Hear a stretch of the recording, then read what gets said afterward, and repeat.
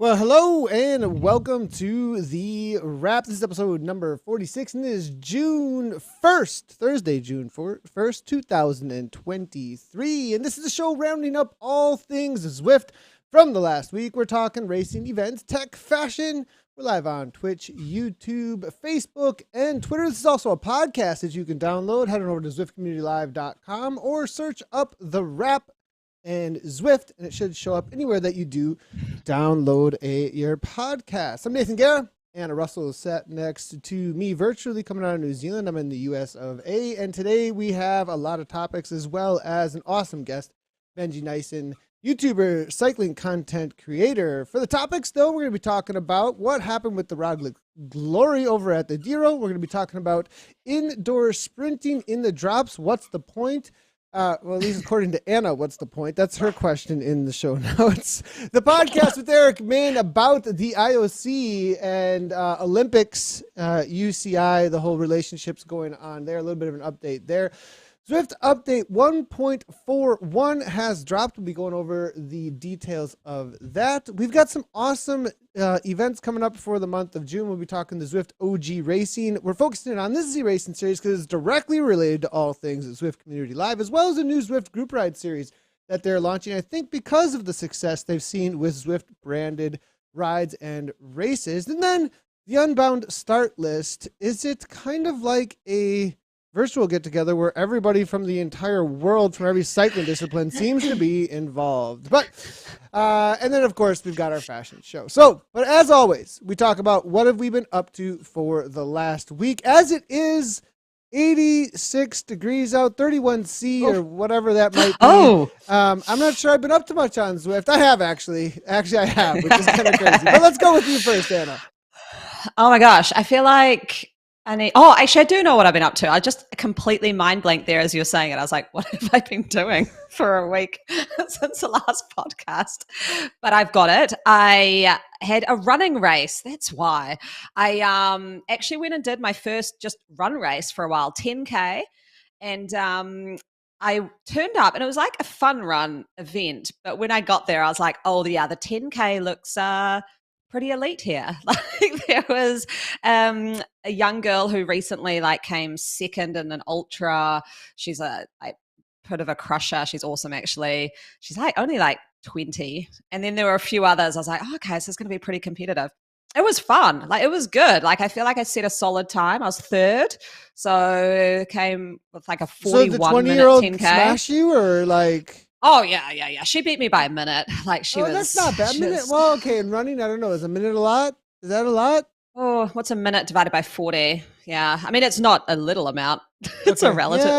So it's all right. It's catchable though. It's a whole series. So I'm doing the whole series. See, that's what I mean. It wasn't like it isn't. Yeah. So we have that going on a lot, I think, across all. We're getting already off topic, but across all disciplines, I feel like, 30's the new 20, 40's the new 30. There's this whole thing, and there's literally a term for it within the mountain bike community that a few of the 40-year-old guys who are racing now, Todd Wells is back in racing, Jeff Kabush is still racing, I'm racing, Brian Motter's racing. I don't want to put myself in that category, but they call him the master. I think Jeff Kabush named them the Master Blasters. Show up perfect. for the Masters. Yeah. So okay. I'm a Masters Blaster. Awesome. But it was actually cool because then I got my kids to do the fun run. So they joined me afterwards for 2.5 kilometers and we ran around and it was really awesome and really cool. So a bit of running and the cycling's just been, I did a recovery ride on Monday. I think I joined a group. And then Tuesday I do a race. Wednesday I just chilled because I do a production for the Try and Z Esports series, which is up to race number 5 out of 6, and actually got been chatting to someone who's looking around for sponsors and stuff for the series. So we're going to run another one. So however many Kiwis watch this, we're going to run another one and we'll culminate in this Oceania challenge with Australia. So yeah, it's quite good. I think we're all hanging out a little bit for WTRL to do kind of this Down Under series, which they'd kind of alluded to, but I think they're probably having a well-deserved break. So I'm taking up the reins and running a bit of a New Zealand Aussie combative thing going on here later. So yeah, that'll be fun. And other than that, got some gravel coming up this weekend and that'll be exciting. So nice.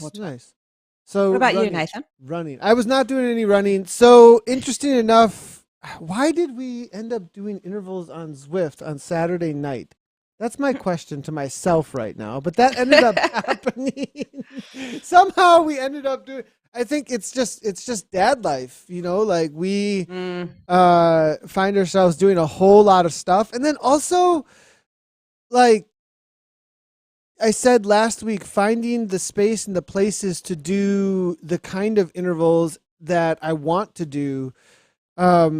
There is like a hill climb locally or a local track or something that I could go do that is really fun. And then there's nothing that beats the ride home at sunset or the early, the early morning with the mist. Like there's nothing that beats, like you get those done, endorphins are pumping and oh man, I feel so good outside, wind blowing your face. But there's also nothing that beats the gains, I think, that I get from these specific interval sessions I've been writing. So there's this one I wrote. Essentially, it was the hardest over-unders workout I have ever seen, essentially. It's 120% at 1 minute. A minute? No. 2 minutes. 2 minutes. I'm sorry. 2 minutes. No. It's So even it's a worse.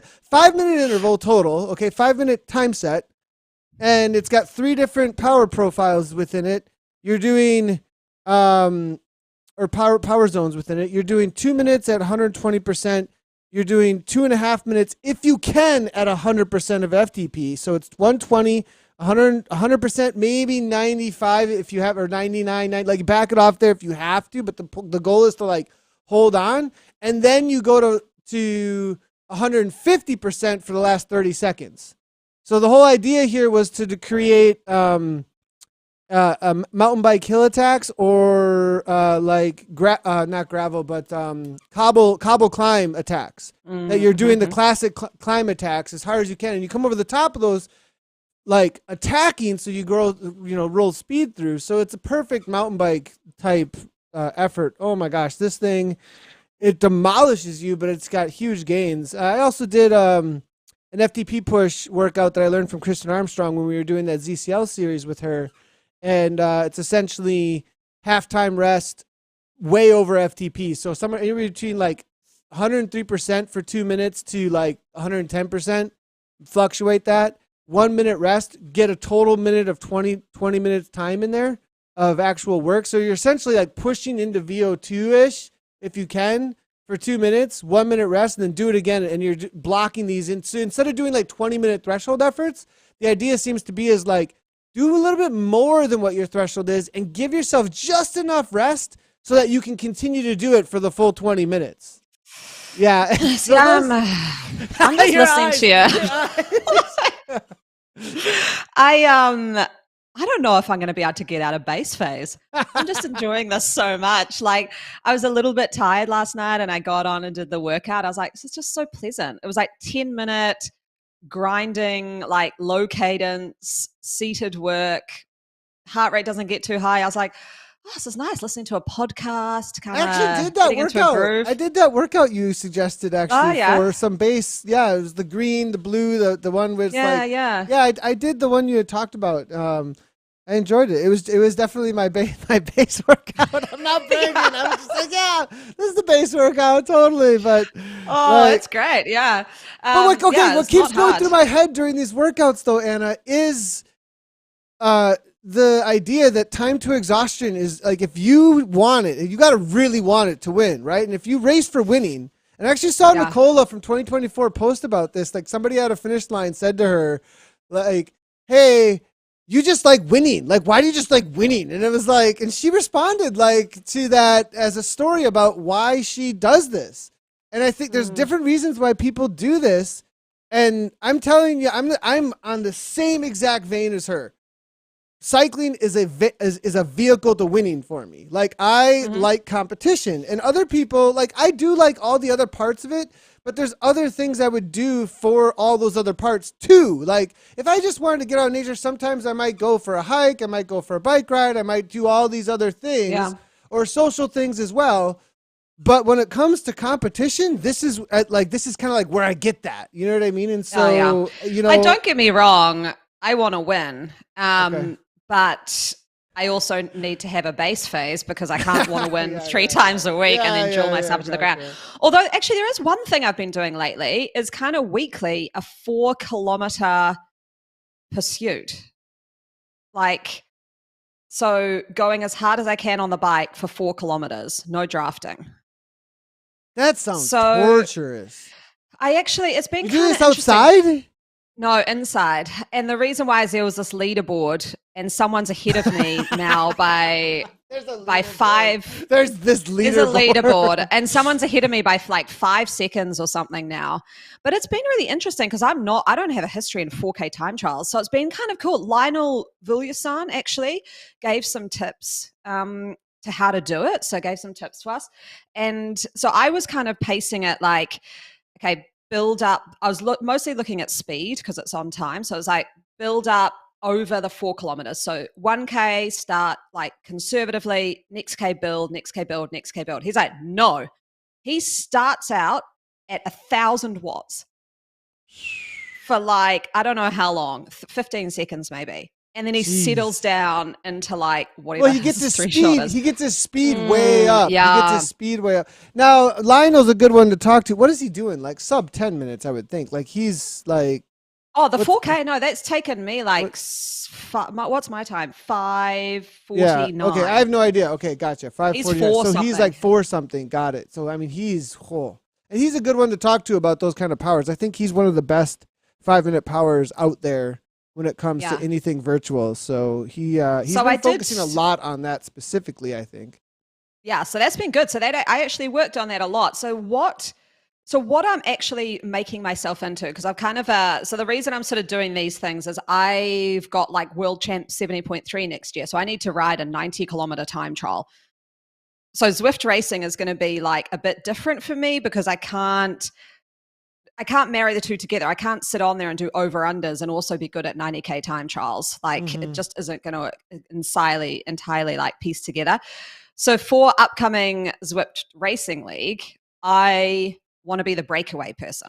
Like I want to be able to train myself to like hold, because then what I can do is kind of marry the two together. So I can be like, cool, I'll hold a really high power for 5 minutes, make a decent break, and then see if I can hold it. And then that'll be like a good TT effort for me to like also benefit the other training. So that's kind of my method there. Yeah, I think, well, we'll get into that. We'll as we get closer, we'll get into like, how do all the zones impact each other and do all ships rise together? Because that's a whole nother topic. Yeah. All right, well, speaking of sprinting, let's get into that next topic. Yeah. Let's jump to that one, then we'll talk Roglic quickly. Indoor sprinting in the drops, what's the point? I always sprint from the drops. Well, I don't know. Yeah. Help me out here. Are you sprinting from the hoods only? Like, not always, but most of the time I sprint from the drops. Okay, so every base session I do at the moment finishes with 5 all-out sprints with a big rest in between. So I finish every session with and I'm actually trying to get my best 15-second power because it's based off fatigue in the legs. And so I want to be able to sprint on fatigue. So, but I've been playing around with the positioning to see what, is best. And I just mentally, and I saw actually it sparked it because I saw in Benji's latest video where he's doing a VO2 and he obviously sprints in it. Someone's commented on it saying, hey, you should be sprinting in the drops. He's on an indoor bike. It's a VO2 indoor sesh. But I've been thinking as I was sprinting in the drops because, Christina took us through that sprint thing. She's saying be in the drops, But is the only reason to be in the drops in real life is to get an aero advantage? Because then who cares in indoor? Whereas if I think indoor, it's all about torque on the pedals. And I can get better torque if I'm more upright, up on the hood and just slamming more vertically up and down because I don't have any aerodynamic issue, right? So why would I be going forward, back, where I can go slam up, down, up, down?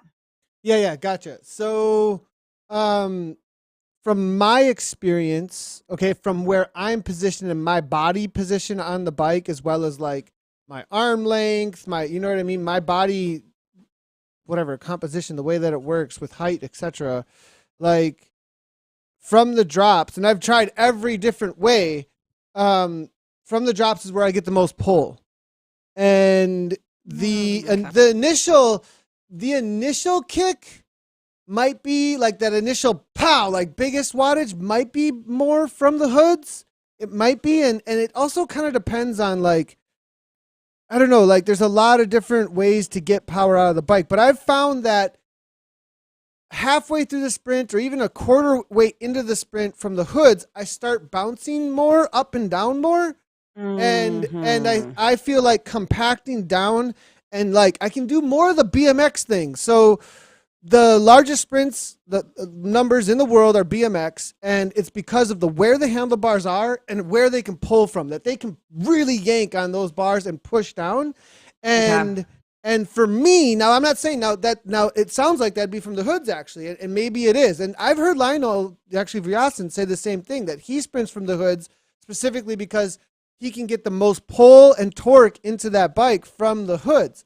For me, for some reason, I don't know why, I can yank the bike indoor, and it's actually scares me if I'm going to break my bike, because like I am yanking that bike from side to side as best as I possibly can from those drops. And I feel like from inside, I can pull against my legs with my arms way more from the drops. And so it has nothing to do with being aero. It just has to do with like whether or not I can pull and like kind of like manipulate my body forming to the pedals and to the pedal stroke for the most power. So yeah, wherever you can find the most power, but I would test over and over again. Yeah. Well, that's what I'm doing in these sprints at the end, right? I'm testing. So there's 5 sprints. So each one I'm kind of trying to pace different or do different or use a different gear to find the like sweet spot. There's been a lot of chat coming in. Even Benji's come into the chat as to why he wasn't in the drop. So here's a bit of hip impingement, and that's why he didn't go in. Someone's saying it's like a wheelbarrow. So they're saying, they're all agreeing with you. You need to be in the drops to get the like momentum. And I think this would solve the problem, as what I was Googling last night, as I was like, I need sandbags because my front wheel keeps lifting up. Oh, wow. And so that would be because I'm like, it's that you're like literally pulling, you're wheeling. Yeah. You're like doing a wheelie. Literally wheelied last night off my trainer. So I think like, and I was like, this is so annoying. And I was like, I've got to ask Nathan about it. Okay, but I think if you're in the drops, your weight is down, so the wheel won't do that. I mean, I just want a smart bike because then I don't have to worry about it. My front wheel is like, by the end of a race, honestly, my mat is everywhere. My wheel is all over the show. Like, I don't know what I'm doing, but I'm like fighting my bike. But okay. Let's hold off on Giro. Let's talk Giro with Benji maybe a little bit. Let's hold off on that. Yeah, let's do that. Okay. So pod with Eric Min. Yeah. Now go ahead. You want to qualify something there, it sounds like. I do, yeah. So I'm passionate about qualifying this actually because I went and listened to the pod. So I listened to it after you told me about it too. Yeah. I actually went back and listened to the whole thing. So okay, cool. So it's a good podcast. Go check it out. It's on. It was really hard to find on Apple Podcasts. I don't know what they've done, but just Google it and then link to it. But it's called the Terra Podcast. It's very techie and entrepreneur, but it was quite a cool angle. And it was in the article we talked about last week that Chris Schwenker wrote about. And it talked about how Eric wanted esport at the Olympics for 2028 in Los Angeles. Now, I want to qualify this. The actual discussion was not around cycling. It was around Super League Triathlon. Mm-hmm. And he specifically said, and then he got pushed on it and he did mention cycling.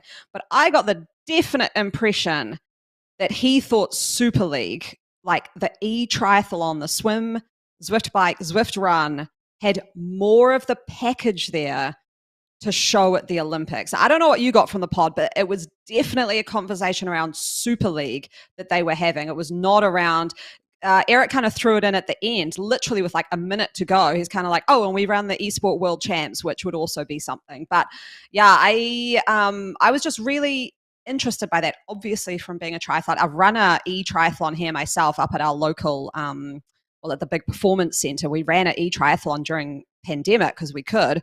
I just want to qualify that.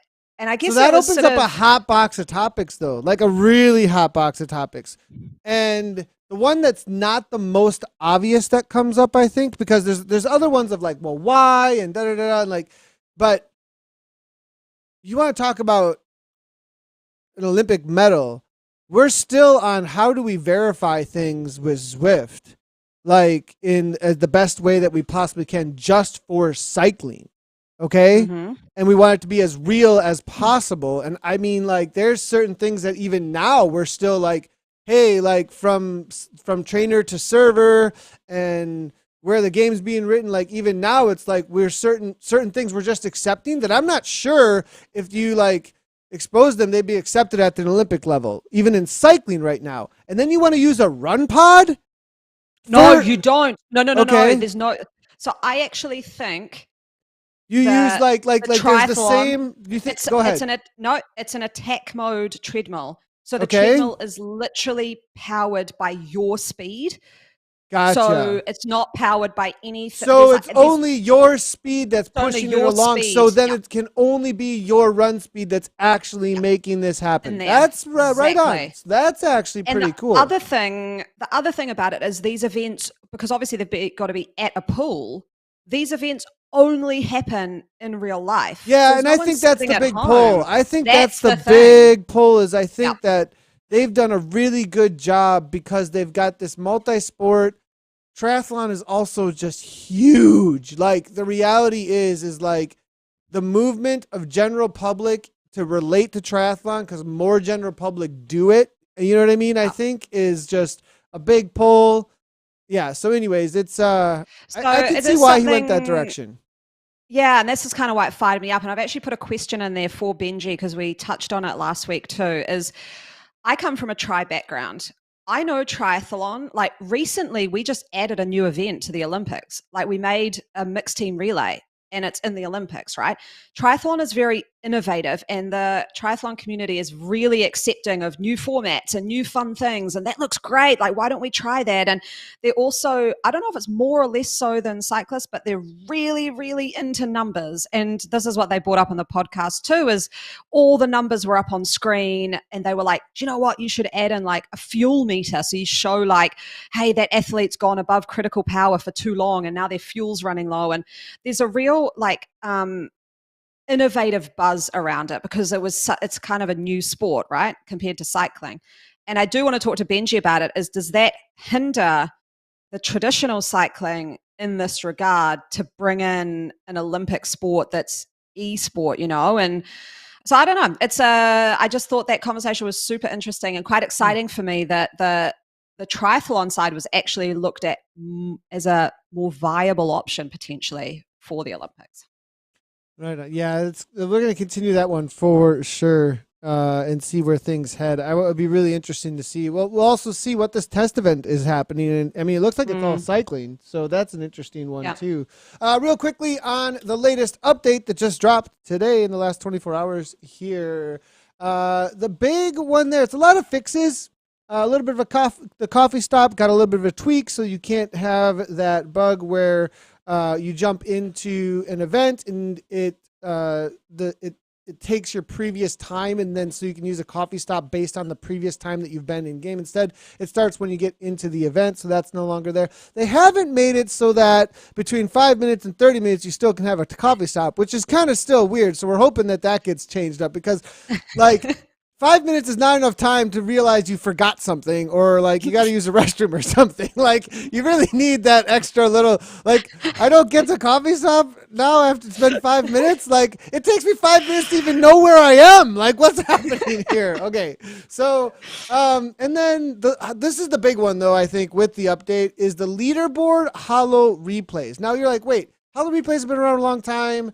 It's been in this FutureWorks, and a lot of times FutureWorks, there's a lot of things being updated and added and whatever. Well, the cool thing that's been added now is leaderboard HoloReplays. What does that mean? It means that you get to race somebody else on the leaderboards as a HoloReplay, and it picks somebody that's just a little bit faster than you. like it's this idea. Go ahead, Anna. Anna's like, I don't know about this. I actually just I don't like, so what I wanted, I don't like, I'm really confused. Get what you wanted. Well, I don't know. Like I kind of looked at it and went, cool, leaderboard HoloReplay. So someone, when you cross the line, is there going to be like this other hologram that's like random person Y, like Dave Smith? Or does it say who it is? Well, yeah. So, because then I'm like, well, who cares? Like, I just want to race myself then.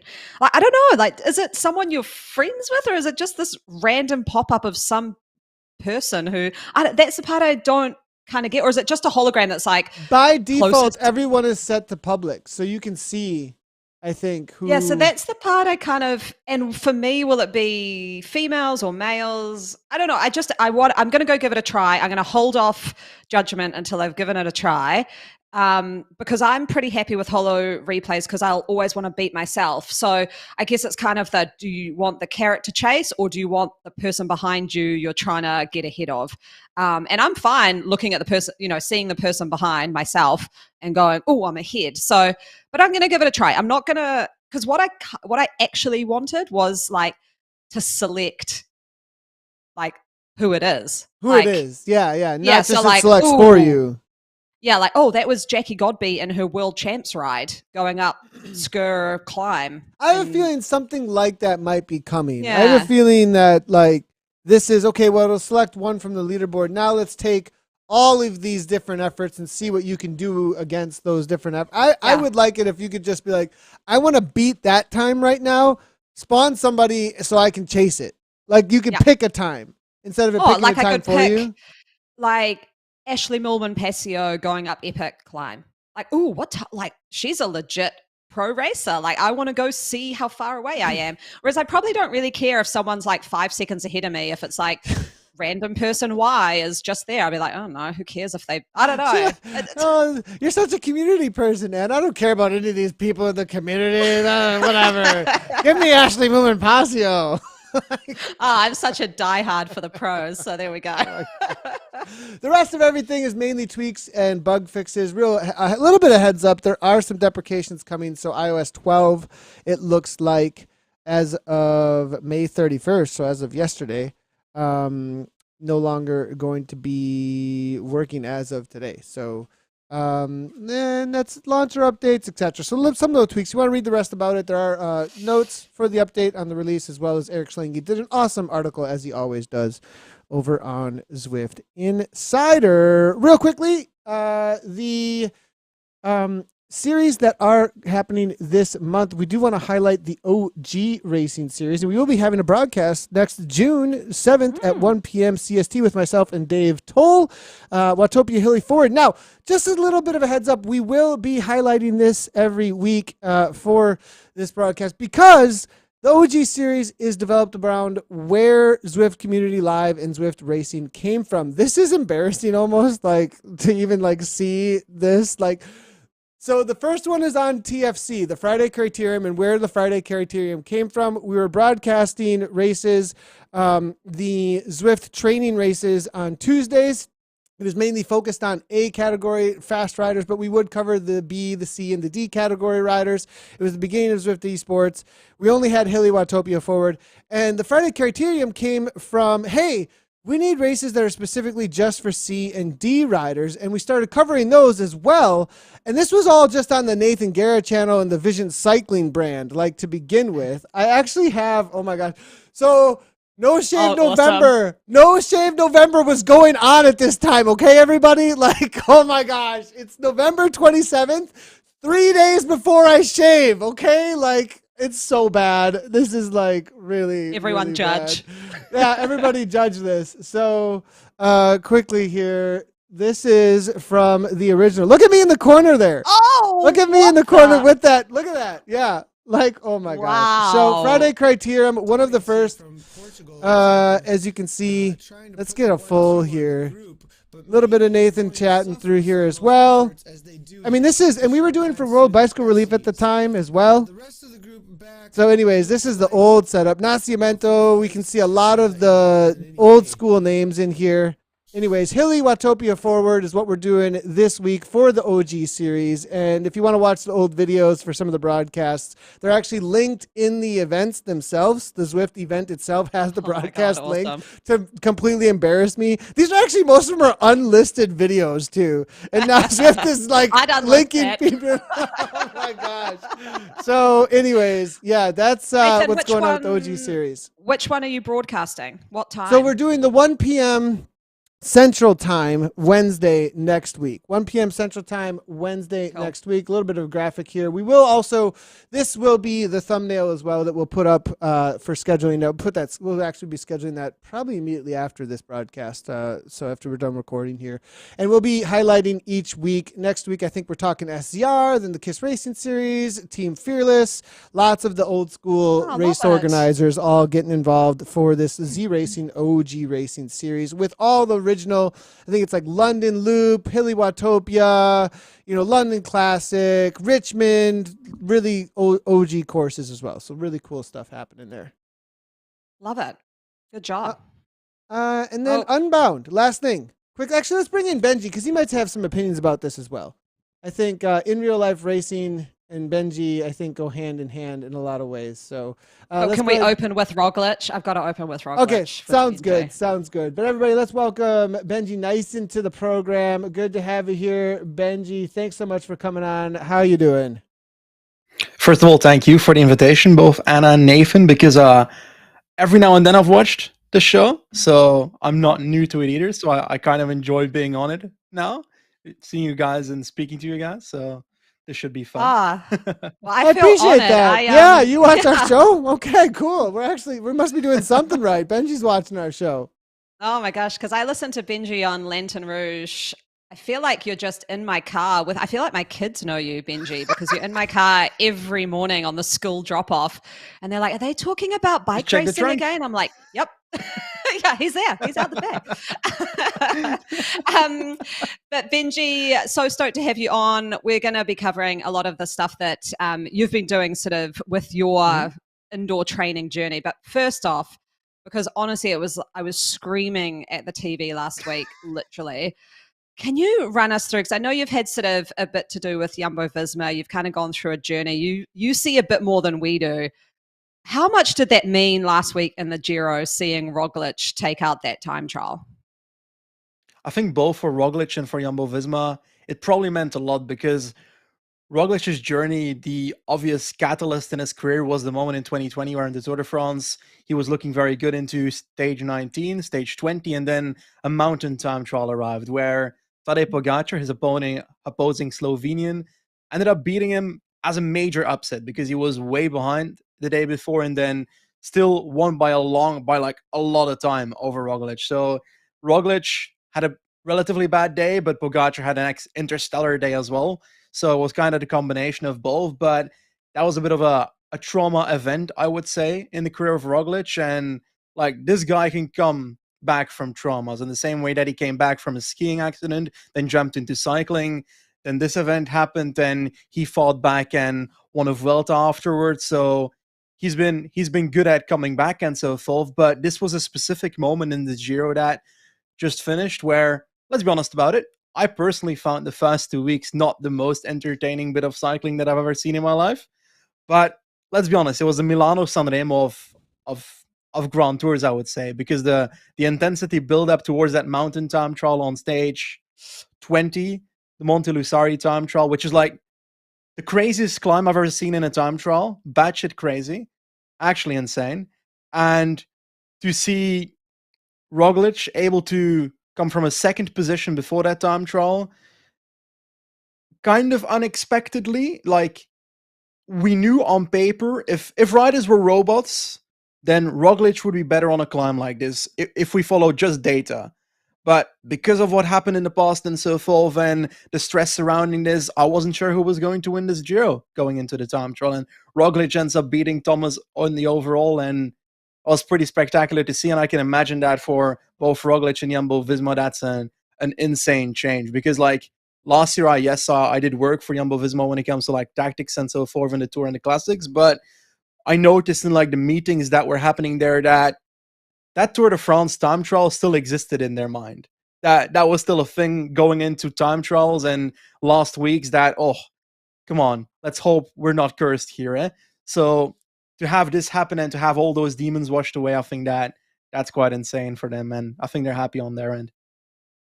I have to agree with you 100% on the Giro leading into it's felt like to me the Giro didn't happen until the last 3 days, like, or something. It was like all of a sudden I wanted to watch. I was pulled into the TV in a different way, whereas a little bit earlier I was okay, this happened, skip around a little bit, and being in the USA, everything's already happened most of the time by the time I can even get to it. Yeah. So and I definitely I think the only time I watched most of the stages for the Giro was those last 3 or 4 stages. And then, I mean, it was like cherry on top was the Cav situation on top. I mean, at least for me and watching that, I mean, how did you feel about that? It's like, for a lot of people, it might just be a Cavendish victory, but I also believe that if it wasn't for Thomas leading Cavendish out in the final sprint, which usually doesn't happen, you usually don't see people from other teams helping riders from other teams. And in this occasion, that happened because those two have loads of history. And to see them come together, Thomas, who had just lost the Giro the day before, put his hand in the fire for Cavendish, an old teammate, and Cavendish ending up with the victory. Everything went right for him, because not only did Thomas end up helping him, which is kind of funny because it's the first time this year that Cavendish wins a proper sprint when someone in another team leads him out because his own team can't do it. So, Benji, why do you think I want to jump on that? Because I watched that and I was like, has he just not had the support he's needed? I've wondered if that might be a thing or no. Like, I was like, go ahead. I guess that's all I need to say on it. Like, is it not there for him? And then Garrett was able to show up with Luis Leon Sanchez and then himself in those final, or is that kind of just worked out that way and it looks that way on camera?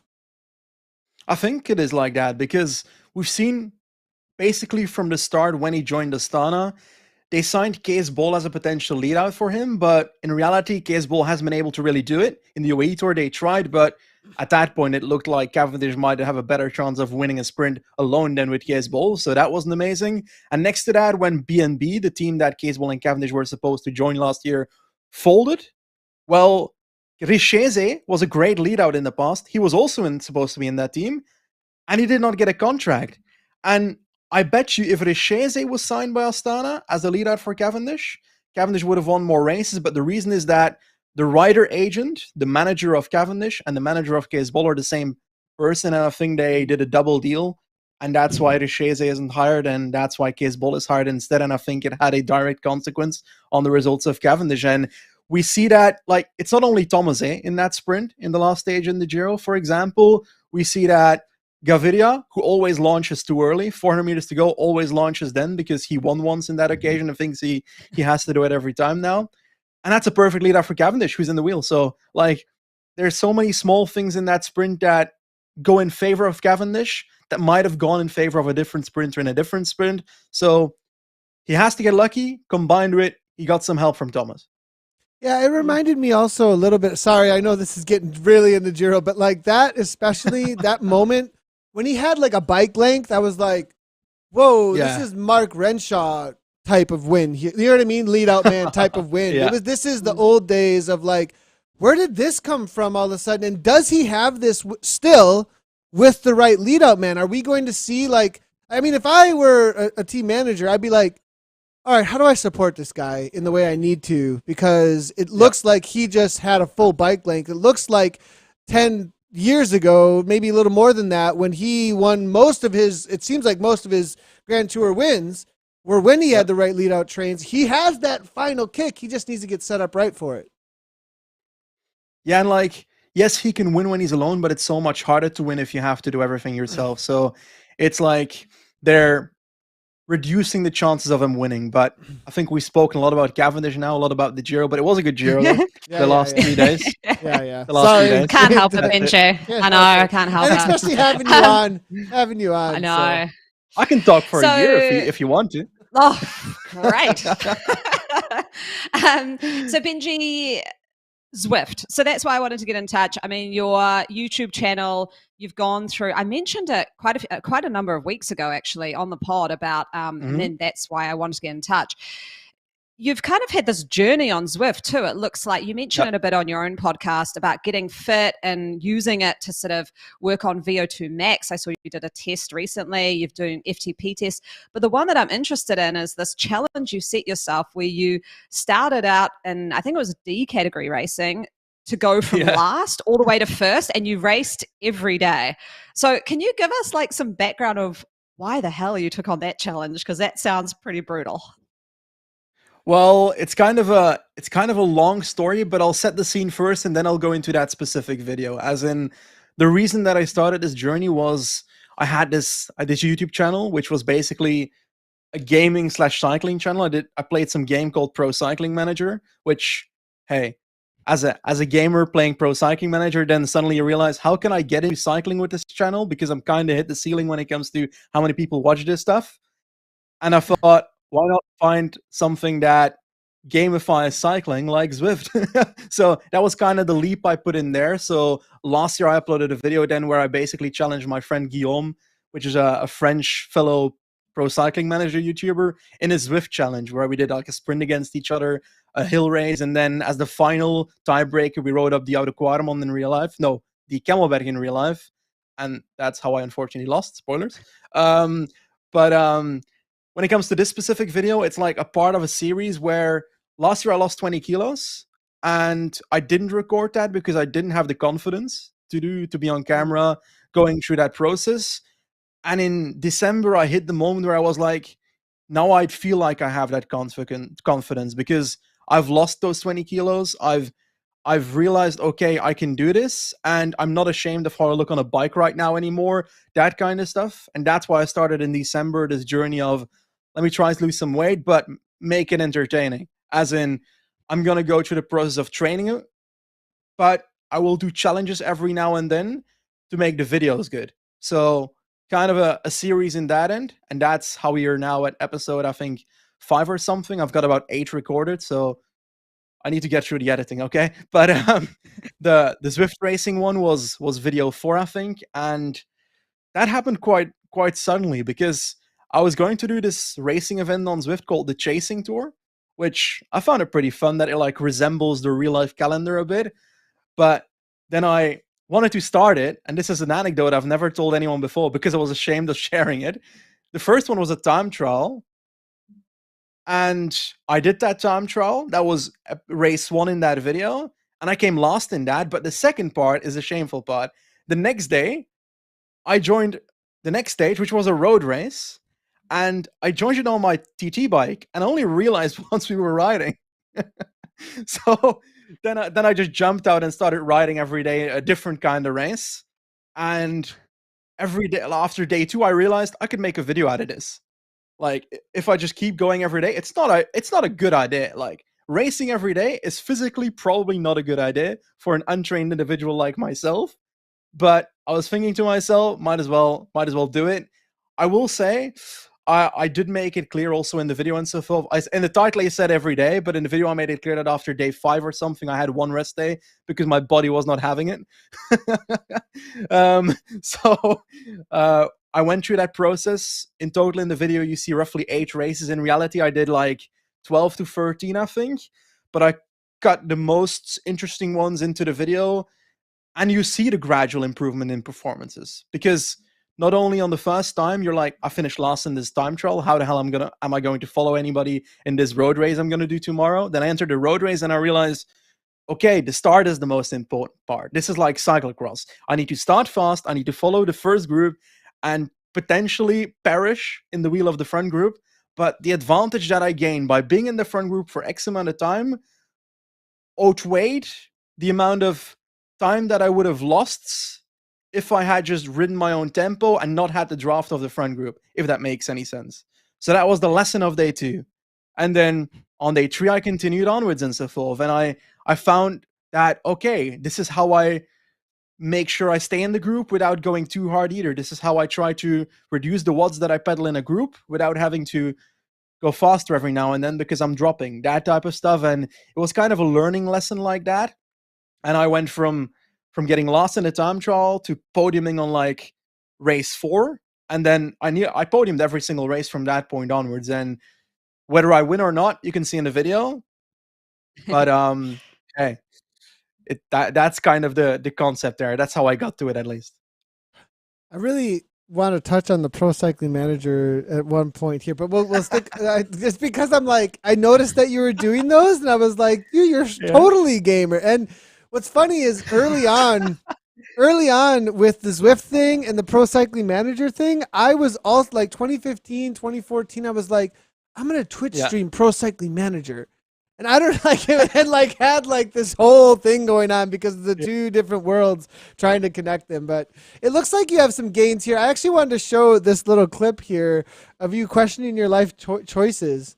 It looked like it says like something about questioning life choices. And you said though your gains have been huge through this process. You went from a 198 to a 227. It looks like right here. Like that's pretty. Yeah. What am I doing with my life? He says. What am I doing with my life? And you're using the ramp test. It looks like. It's for your both. FTPs. You tried both. Gotcha. As in my first video of the series, I started with a ramp test, and after that, I felt like, okay, have I really gone as deep as I could have? The result of that ramp test was 198 watts.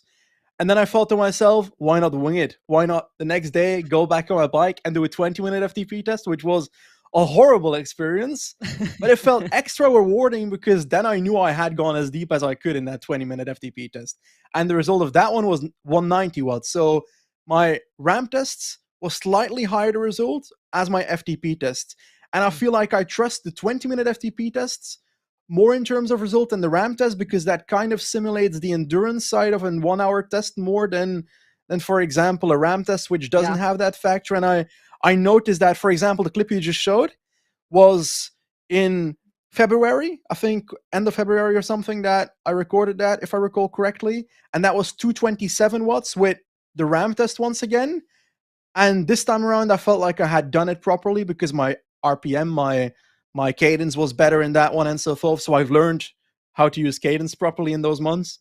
And now at the start of April, I decided to do a professional FTP step test, which basically a ramp test, but 3 minutes each step in like a professional lab, which is basically the ones that do it for Lotto Destiny, the pro team, because they said, come ahead, do a VO2 max test, and that was included. So I was, let me just do it.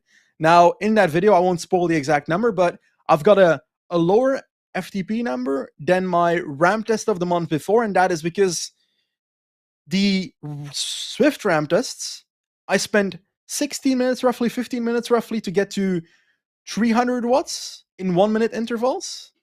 And the professional lab one is with 3 minute intervals, but I spent 21 minutes to get to 320 watts.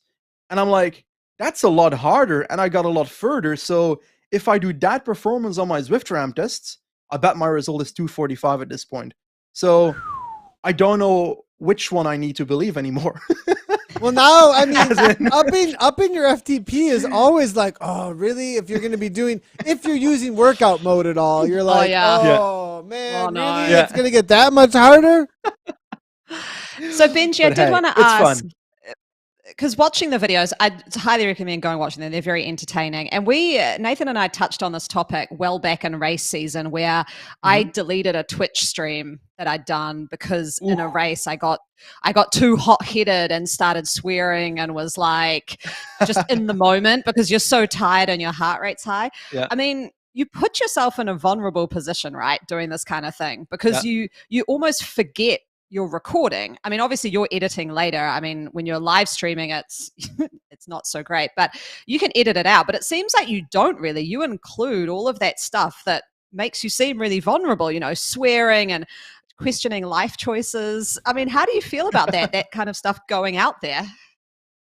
Well, when it comes to the swearing itself, I've always had this dilemma because I come from Pro Cycling Manager videos, which was kind of aimed at I don't know what age that was. So there were probably kids watching that. There were probably adults watching that. So for that, I try to remove the swearing as much as possible. And in this series, I try to do the same, where I try and bleep it out. I might have forgotten it every now and then, but that's kind of how I do it now. But for the vulnerability side, I'm more of I kind of want it to be real, because all these videos, when it comes to people doing this kind of stuff on YouTube, their fitness journeys and so forth, they're already ripped. So I'm not ripped. I'm an overweight guy going to this journey, and that's something that people might resemble to more, and they will resemble to it more if I'm as honest as possible with every step of the way. If I'm like, there's a part in some video that I was nearly vomiting because I went so deep, and I tried to hide the horrible side of that, but I kept it in as much as I found it comfortable to watch because that felt like it was real. And I think that's what people, and let's be honest about it, people love seeing me suffer. So that's also part of it. I think there's an inspiration though to it, Benji, as well. I mean, from a rate of perceived exertion point of view, from your RPE, from a scale of 1 to 10, you know, I do think that there is, for the general public to watch you go from out of shape to in shape, there is in some way more effort that you are putting out there, and it inspires people, I think, and that's half the reason. I think, I don't know about half the reason, but it's a big reason why people watch content is to find some sort of inspiration amongst their entertainment. I think it's a great poll for sure. Yeah, and I feel like that's kind of what I'm aiming for, the inspiration and the entertainment part, while I try to avoid advising people on anything, because I'm clearly not an expert on the stuff I'm doing. I might be doing stuff that's stupid, like racing every day, for example, but in reality, I'm doing it so you don't have to. That's kind of the point of that video. I saw your ZHQ in London. I think you were in London at ZHQ in London. And I did want to say, why don't those guys have more fans on him? I was like, where are your hair wasn't blowing or anything and you were suffering? I was like, Zwift, this guy is dying in that room. Like, put a fan on him.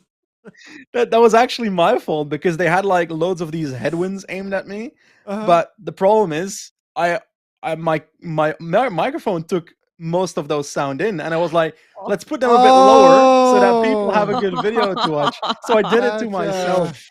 But it was all about the quality. All about the quality. All about the content. Oh my gosh. I want to pivot a little bit, Benji, because last week we had a really in-depth and long discussion, and we touched on it slightly at pre-show here.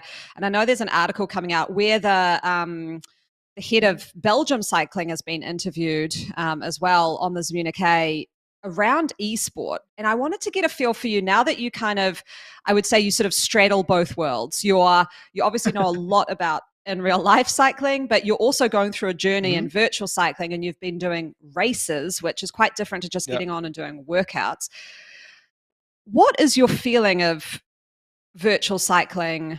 Is it a viable sort of option to be going to the Olympics or having a world champs? Is it a development pathway? I mean, we see Jay Vine, but one thing that really irked me in the Giro is Jay Vine, you know, he doesn't crash, but he mucked up his descent. And the first thing they say is, well, I mean, these are the real roads. That was a slip, I think. I was like, whoa, really, dude? All right, but no, but the way the commentators immediately they jump on the fact he came from a virtual world, right? So is that always going to be the monkey on his back? And is it just not taken seriously?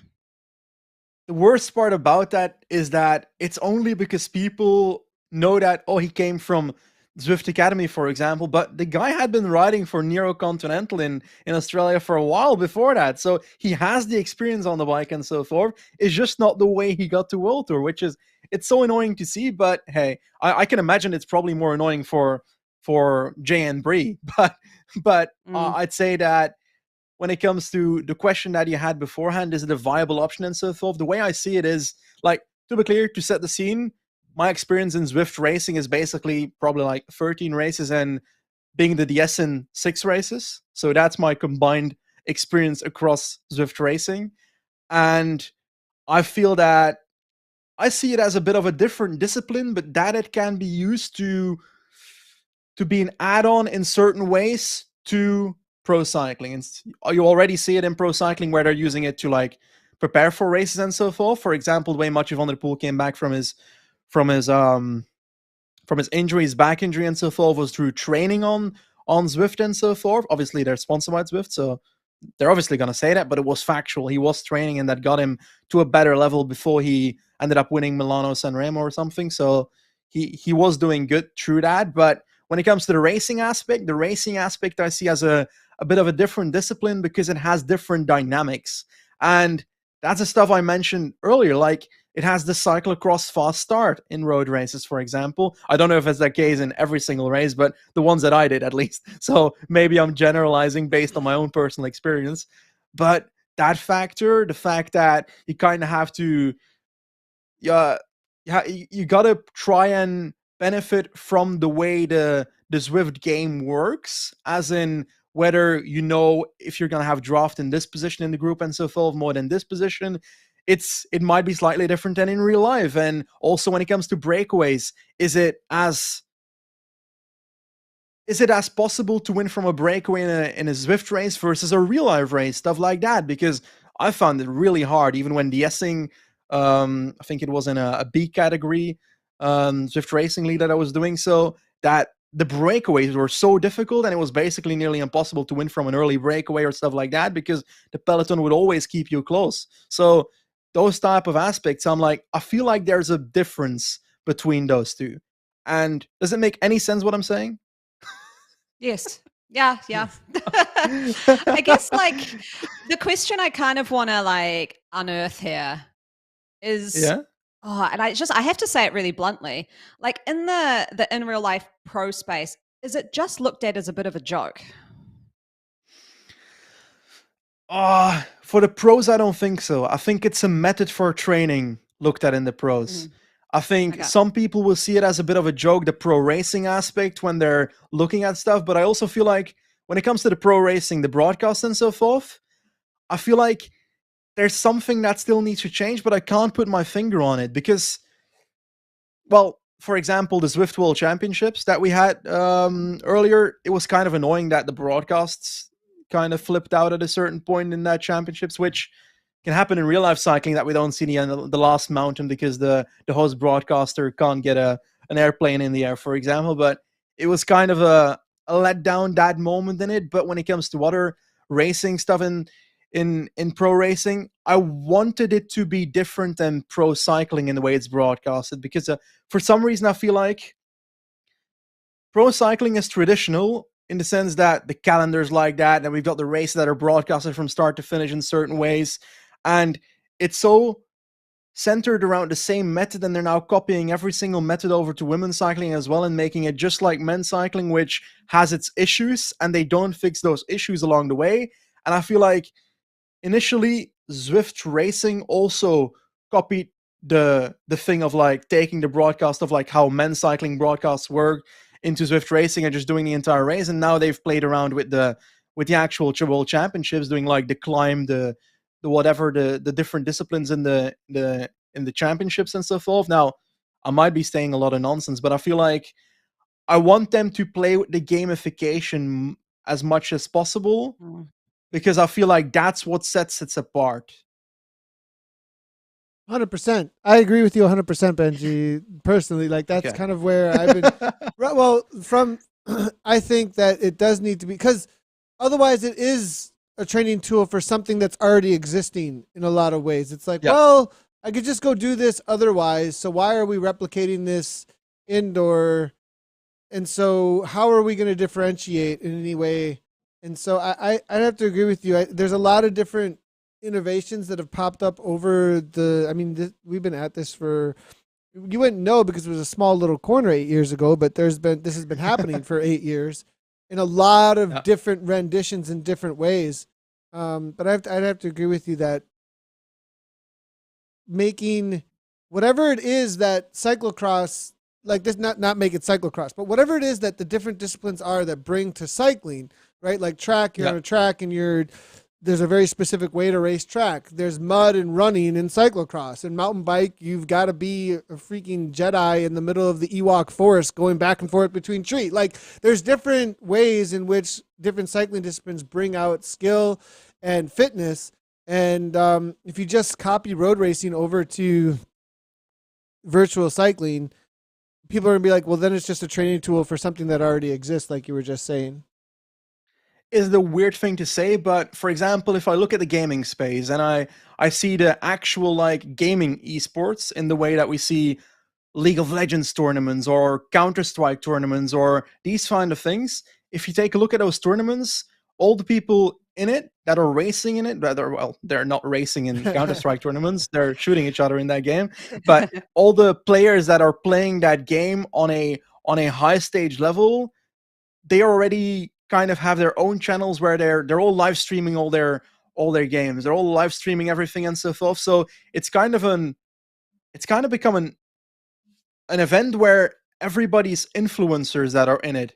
And I feel like I'm not gonna be the one that is doing stuff in a Zwift Champions League, whatever, in like the World Championships and so forth. But imagine if like every rider had its platform, and I feel like that would bring more people in as well, because people are invested in the athletes, no? Like that, I see something like that as an interesting aspect. But the problem is it's still a niche area as well, because cycling is already niche, and then having esports cycling is also Benji, quite niche, but hopefully I don't we can want grow to. it. Say it. I think I love it that you're saying that. Like one of the pitches. One of the pitches in 2017, and you wouldn't know it, but me and one of the guys that been at Zwift for a really long time went to TwitchCon together. Yeah. They were because they were right down the street. Like we were in Long Beach, and TwitchCon was in Long Beach at the exact same time. And we were like, is this somewhere that we need to be? And we actually got Zwift Community Live hosted front page of Twitch during that time. And one of the things that was really exciting to me was to raise up content creators through this space, and whether or not Twitch were going to get on board with the fitness space at that time. And they started really hosting up or promoting a lot of their fitness streamers. Now that went a whole nother direction over the years, as those who know Twitch know. But like it's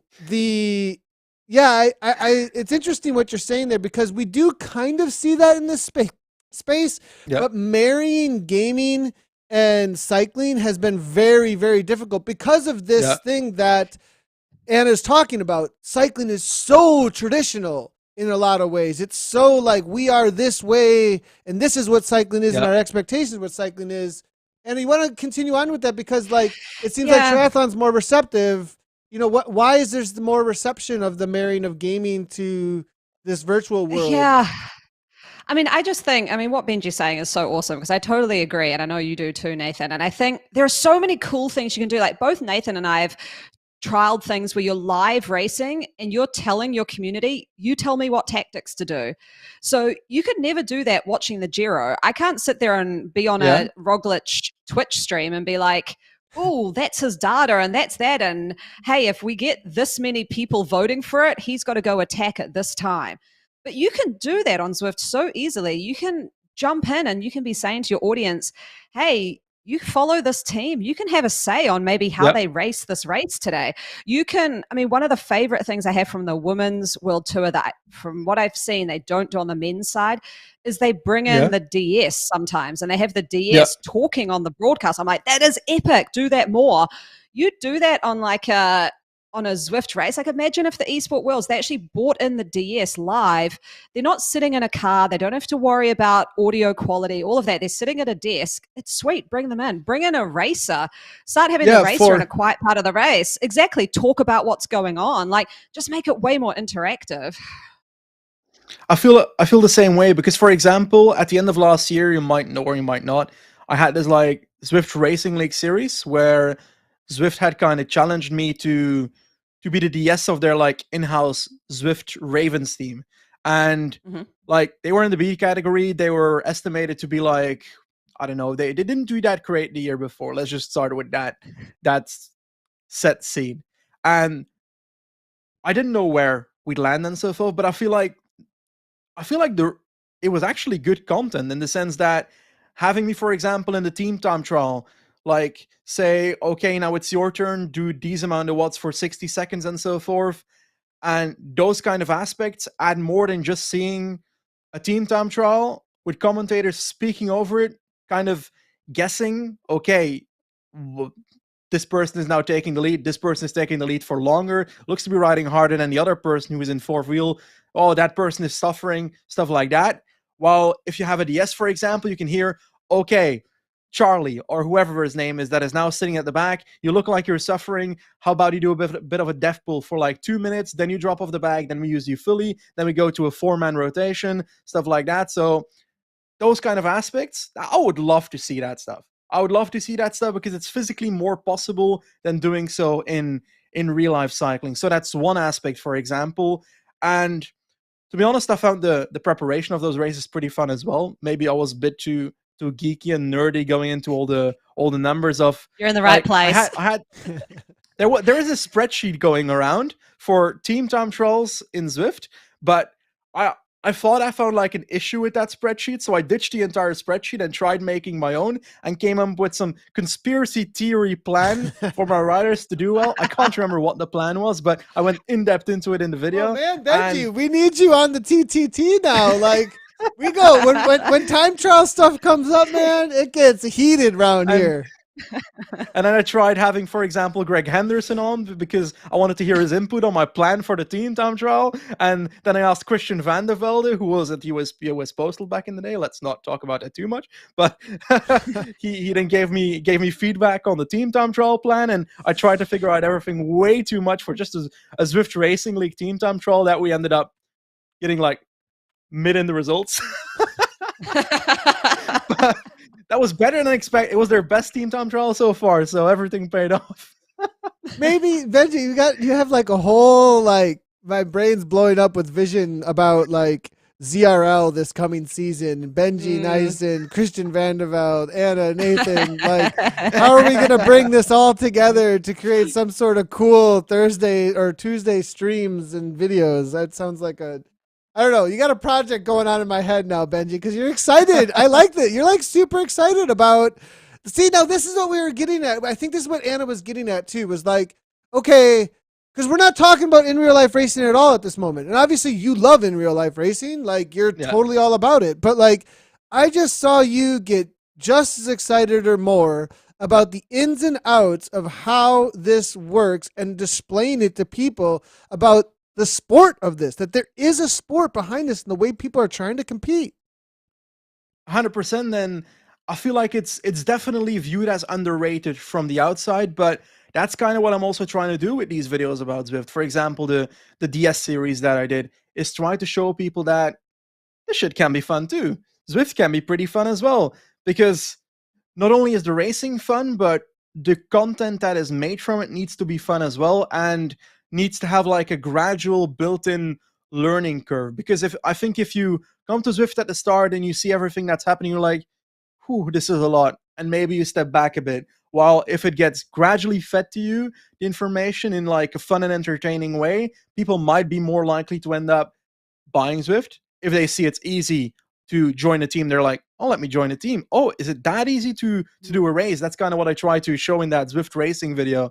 Then people might be like, if this overweight dude in category D can get lost in a time trial, I can get second lost at least. So that's the inspiration that might get people to jump into that. And that's the beauty of it as well. The pro racing scene, it's a lot harder to, in real life, get into racing.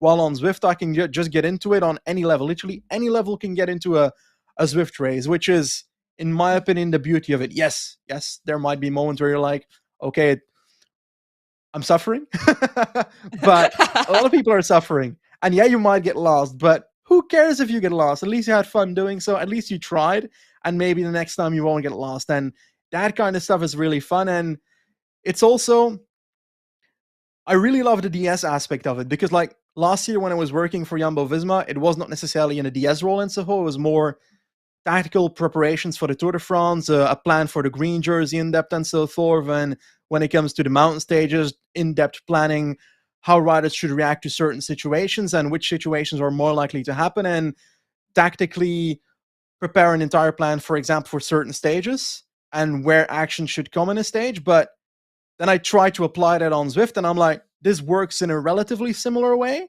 But there's so many small things, like, for example, knowing how much draft a certain rider has, knowing how much benefit you get from sitting behind the first rider in a team time trial, and therefore trying to calculate how many watts that person is doing in the second wheel, in the third wheel, in the fourth wheel, and then trying to calculate how long the first person can stay ahead without getting tired, and then the second person in the rotation goes as well, to make sure that the first two people are maybe riding the first one over threshold, the second one on threshold, and like the last 2-3 are somewhat recovering, the third one preferably a bit, then the fourth one a bit more, and the last one even a bit more. And through that, trying to figure out tiny things in the same way, where it's like on Zwift, the numbers of draft and so forth, or like they feel more real, as in, because all the signs when it comes to real life racing, there's so many tiny aspects in real life racing that can be different, while in Zwift it feels like a more simulated environment. Does it make any sense? Mhm. Yeah.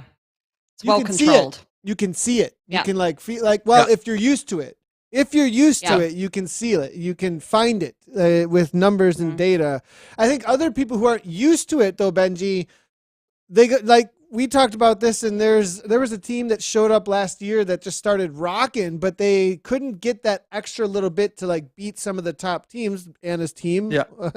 and then 2024 as well. But they had the numbers for it, but they like, because they were so in real life, they like jumped in, and it was just smashing themselves instead of using the dynamics, and they couldn't seem to catch up with that. The difference, as quickly as people can figure this out, it's better, is when you come on, you have to remember, you don't literally feel the draft. You have to reduce your watts and know that you will stay with the rider. So I think people, when they don't know that, they just keep pushing on the pedals the whole time, and they're like, there's no draft. It's like, no, you are in control. You actually have to release the feeling on the pedals. I think when people don't realize that, that's where you see people just doing an individual time trial in a TTT. Mm-hmm. A lot of intimidation there too, I think, and like double wheeling going on, because it's like, I'm gonna lose the wheel, and it's like, oh, hey, like, you can chill out a little bit, but there might be some pass fail going on here when you find it. So okay, what's your next Zwift goals? Well, actually, okay, real quickly, do you have any opinions on Unbound at all, or do you just not care about gravel? Like, is gravel in your world at all? As in, the gravel's in my word, in the sense that I occasionally watch the vegan cyclists do gravel races, and Gotcha. that's about roughly it. Then again, I got so many invitations to either do Unbound last year, I think, from like an organizer, which I couldn't do Unbound last year. Like, I probably can't do it this year. I don't even know the length of the event, which 200 Unbound miles sounds pretty long. Get out of here.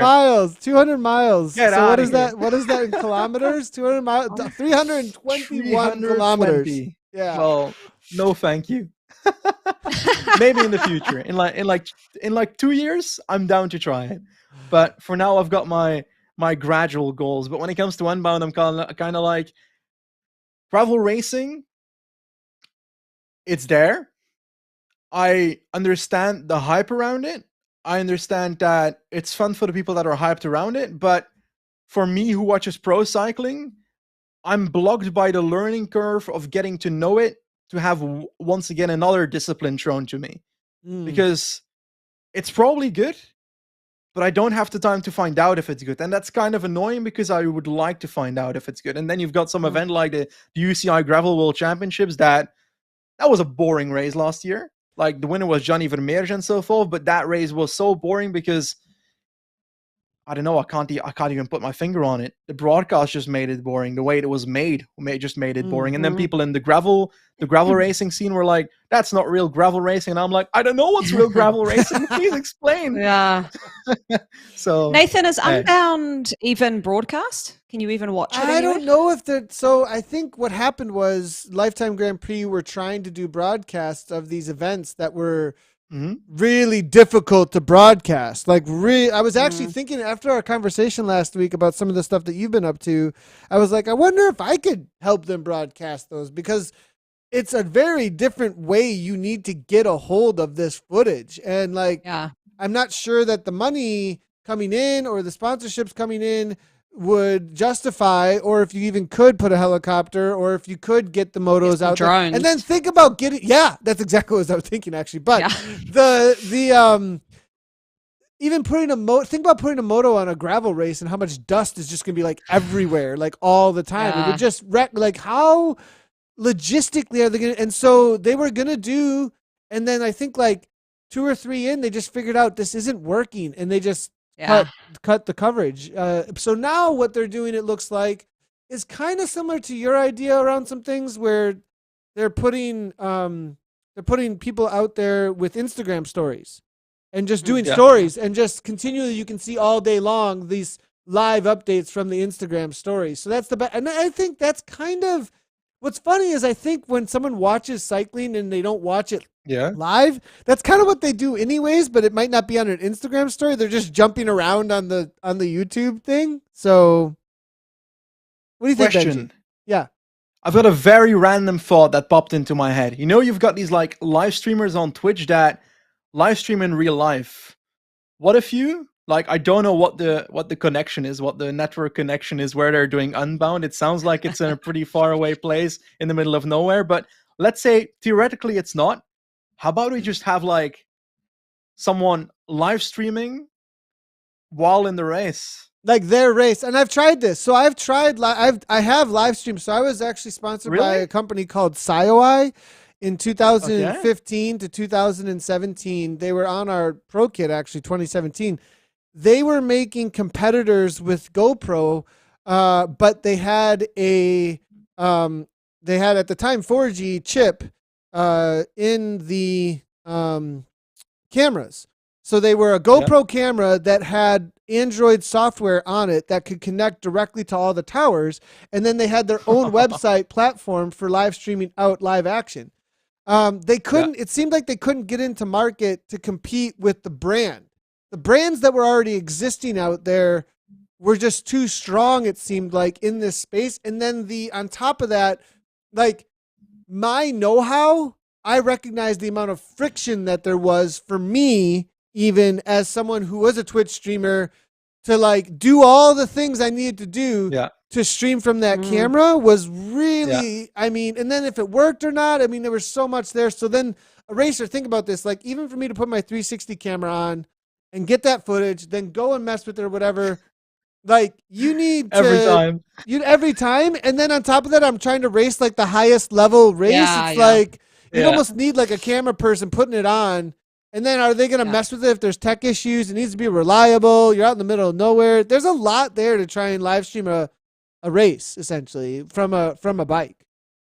Yeah, fully agree, but it was a fun thought for us. No, it's a cool idea. No, and I think we should, like, if we can go that direction, I'm all about it. But I just, man, like getting the connection, though.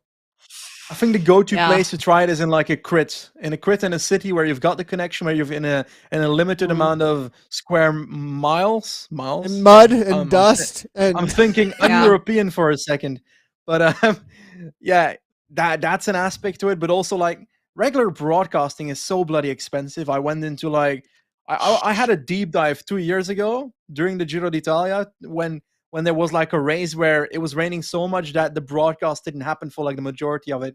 And I was like so angry at the host broadcasters. And then I deep dived into it. And there's like, they need like 2 or 3 planes or helicopters that routed to each other for the signal of the motorbike to be able to reach the helicopter or the plane to then be able to broadcast. It's such a mess. So like, Benji, I'll touch on, Go ahead. I'll touch on this before we wrap it up. But like honestly, this is why I started a business in this. So I looked at what we did in producing esport, and I was like, why don't I just take that in real life?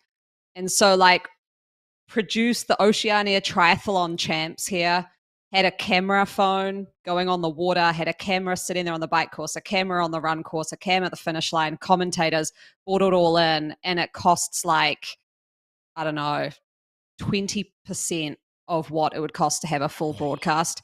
And for the quality of what you're trying to get out, you're not putting it on, structured TV broadcasts. They just want it on social media channels. And for social media channels, you don't need choppers up there. You don't need all this stuff. You just need good, quick content coming in. People can see it and it's good enough.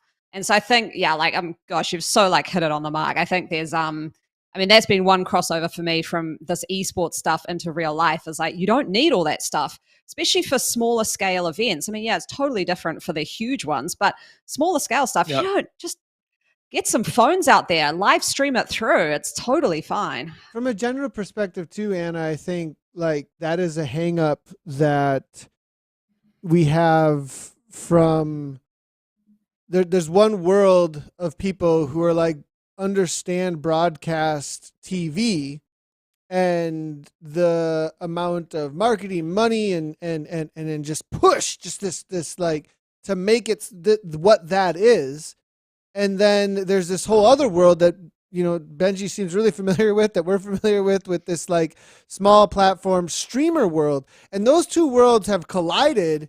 And like when they collide, they just talk completely different languages about what needs to happen here and what needs to be presented. I think where, you know, there's been some missteps even in our own space, I think, where like we didn't need to do all of that. Like it's like, whoa, like that, like, and actually things might have went better if we didn't need to do all of that and would have grown organically. You know what I mean? From the way Benji's talking about, where all these streamers, like, where did the whole esports space come from? Right? Is like you said, the Twitch space was just people broadcasting their games and then got together and started having competitions, and they all have their own platform that grew slowly. Right? So. Anyways, all right, we're off. We went all over the place here.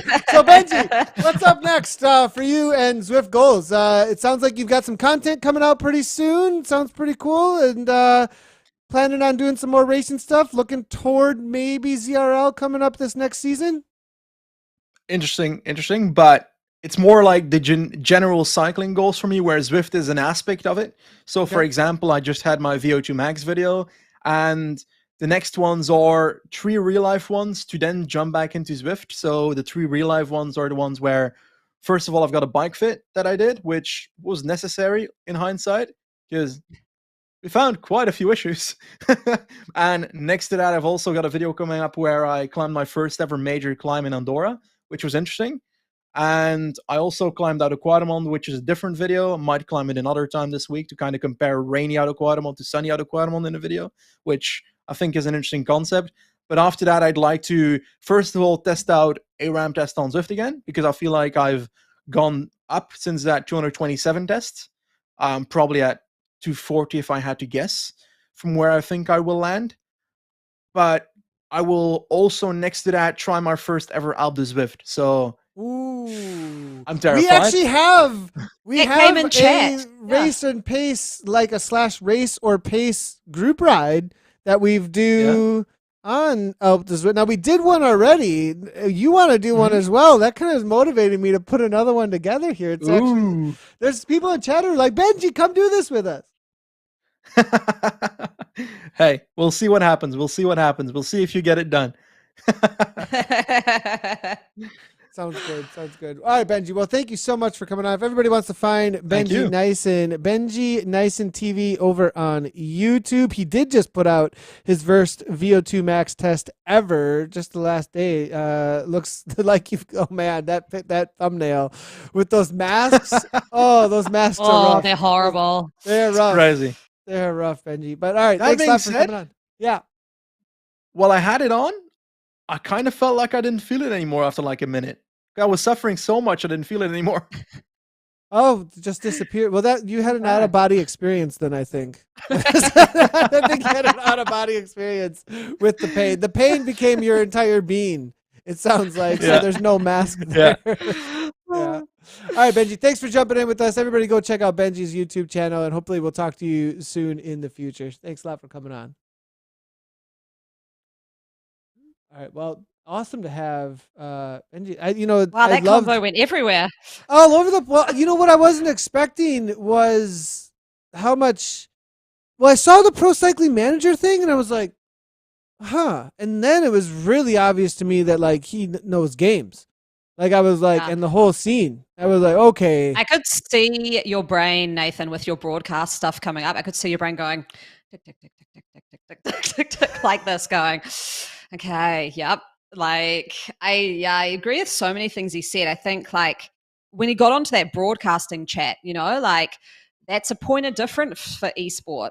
Don't broadcast it like traditional sport. Do cool shit in there that you can do, because it's a totally, you've got more data on screen, you've got more access to riders, you've got more access to the DS. There's all that stuff that I don't know, it's exciting. Like it's a great way to add value to an esport broadcast, I think. Yeah, 100%. I think, and it's really cool to see actually somebody from the traditional cycling world who gets both worlds in that kind of way come to the exact same conclusions. Like that, it's like, oh, wow. So I've never talked to Benji before, ever. Yeah. Like that was the first time I talked to him, and no joke, the exact same talking points in like any presentation I've given about this space. He just like naturally was like, ba-bum, ba-bum, ba-bum, ba-bum. I'm like, okay, this is like a no-brainer. Oh my gosh. This is awesome. Exactly. So good. Okay. So, fashion. You got to get going. So should we do fashion? What are we doing?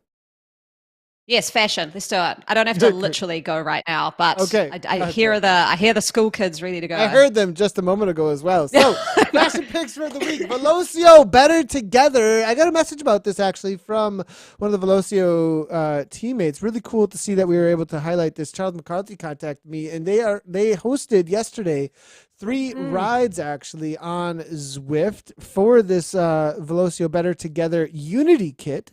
I absolutely love this kit. Very cool to see. And it's all about raising money for charity as well.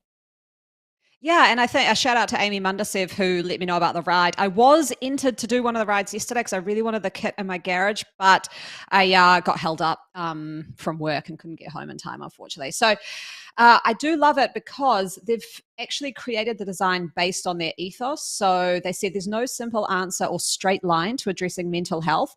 It's a series of messy and mixed emotions punctuated by bright spots of connection and joy. And this is what is reflected in our kit. I was like, that is awesome. That is totally reflected in that kit. So 100%. I love it when people put like a bit of thought into the kit design with what their message is. So yeah, awesome. I'm giving it I honestly think I'm giving that like a 9. I think it stands out. I am really leaning towards those white kits with the color on it. I think it just stands out in Zwift really well.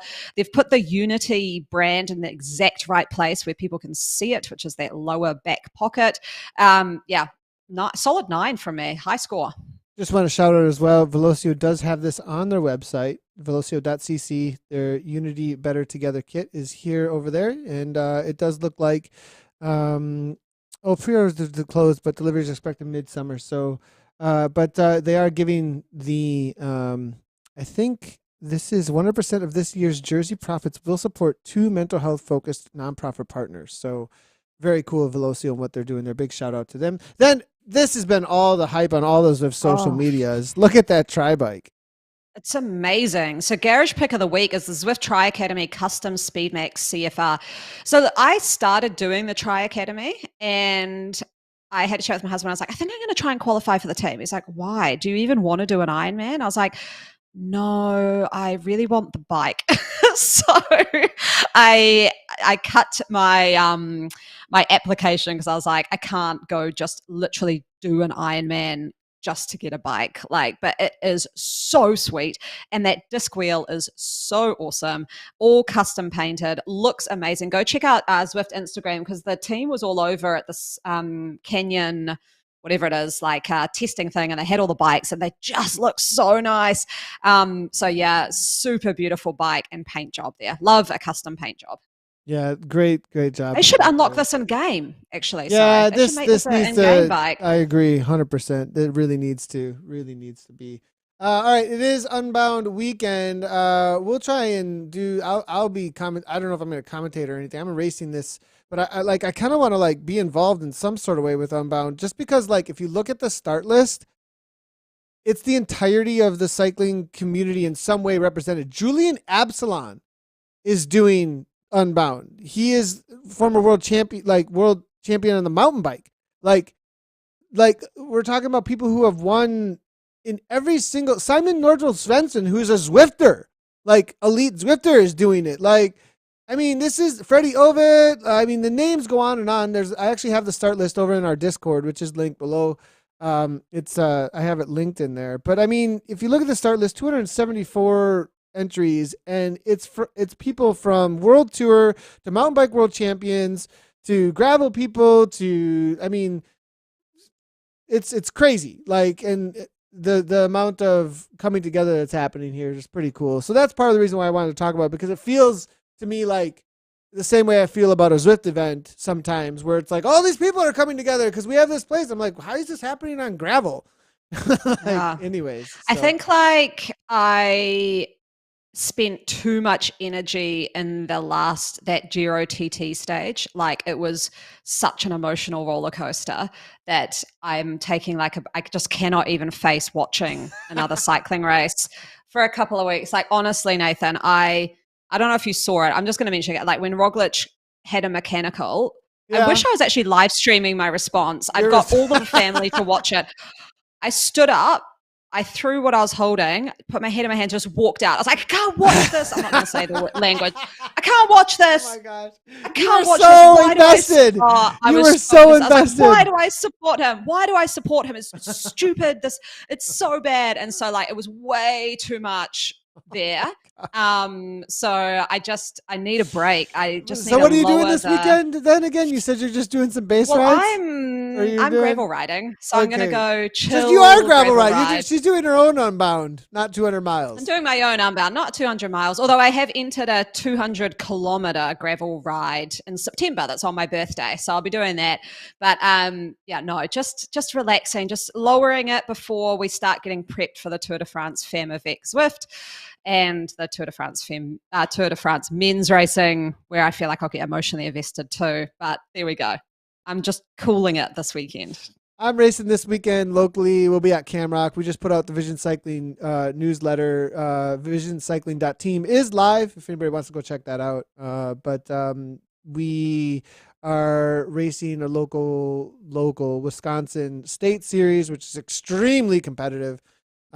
So that is happening for us this weekend, and then we are obviously completely focused on the wrap. That's our entire week. No, so episode number 47 next week. But what else is happening? There's a lot, and then watch out for the broadcast, everybody. We will be scheduling for the OG series, and at the end of the month, we'll start focusing in on the Zwift ladies only stuff. We'll be doing the Zwift women's series on Tuesdays, so be on the watch out for that. But that's it for us here. If you want to download this as a podcast, you're just jumping in, make sure to hit those follow buttons, like, subscribe. Find the podcast over on ZwiftCommunityLive.com. Search up on anywhere you download podcasts, Zwift and the Wrap, and you should be able to find it real quickly.